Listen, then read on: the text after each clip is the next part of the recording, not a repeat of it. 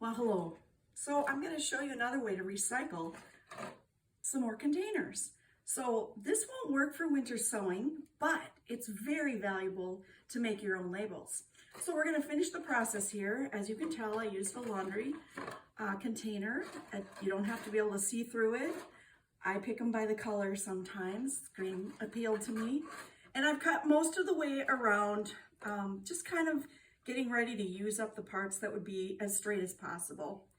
And so I'm just going to finish this process, this little bit here. I use my handy Dremel. You use a special cutting tool at the top. They're easy to find. I think I found that at Harbor Freight. And I'll finish that process, and then I'll show you how I use one.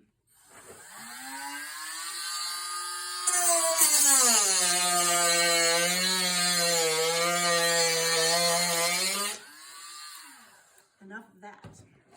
All right, so you can see there's quite a bit of plastic here, and more than likely you'll use the back side of this.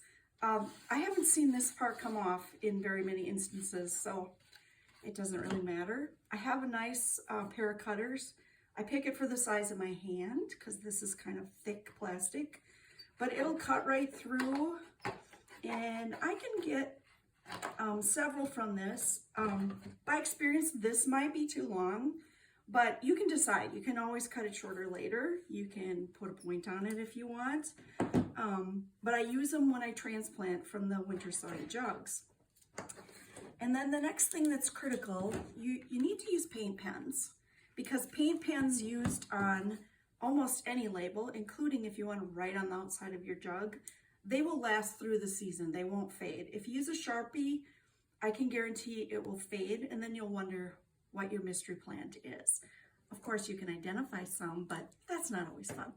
So, as an example, this is a pre-seeded winter sewing jug ready to go, and here is my label. You can put the name of it, and I happen to put the date that we did the planting.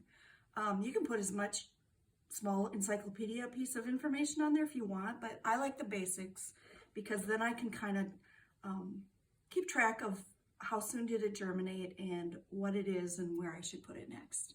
Have a great day.